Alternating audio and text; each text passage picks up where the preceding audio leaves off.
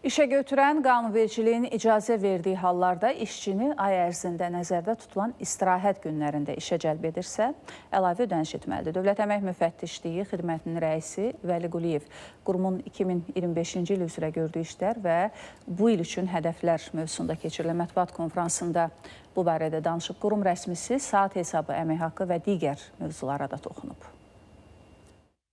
Əmək məcəlləsinə əsasən işçi istirahət, səsvermə, bayram və ümumxalq üzün günlərində işə cəlb edilərsə, əmək haqqı artırılmış məbləğdə ödənilməlidir. Bu ödəniş müəyyən olunmuş qaydada həyata keçirilməlidir. İşçi öz istəyi ilə əlavə əmək haqqı əvəzinə başqa istirahət günü də ala bilər. Əlavə ödənişləri verməyənlərin də şübhəsiz ki, İnzibati Xətalar Məcəlləsi ilə məsuliyyəti nəzərdə tutulur.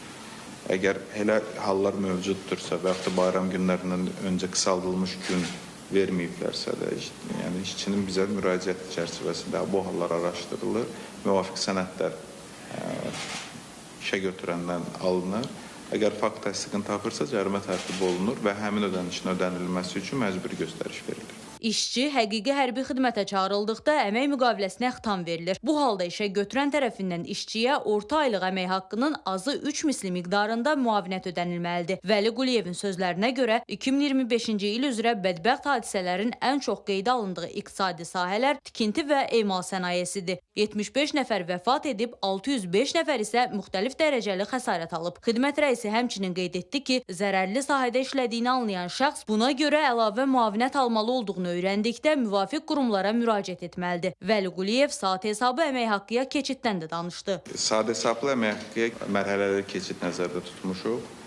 Saat hesablı keçid olduğu halda minimum aylıq normada qüvvəsində qalacaq. Saat hesablı əmək haqqıya ilkin mərhələdə keçid üçün nəzərdə tutulub ki, natamam əmək müqavilələri ilə işləyənlər və bir ayadək əmək müqaviləsi bağlayan şəxslər saat hesablı əmək müqavilələrində çalışsın. Ötən il dövlət orqanlarından daxil olmuş materialların araşdırılması zamanı 6 halda 15 yaşına çatmamış şəxsin işə cəlb edilməsi, bir halda isə uşaqların həyatına, sağlamlığına və mənəviyyatına təhlükə yaradan işlərə cəlb edilməsi faktı aşkarlanıb. Bu pozuntulara görə işə götürənlərə ümumilikdə 9300 manat məbləğində inzibati cərimə tətbiq edilib. Eyni zamanda qeyd edildi ki, əmasda uşaq əməyinə nəzarət üzrə funksionallıqlar yaradılıb. Ağcərəskərli Rahil Bəhluzadə, ATV Xəbər.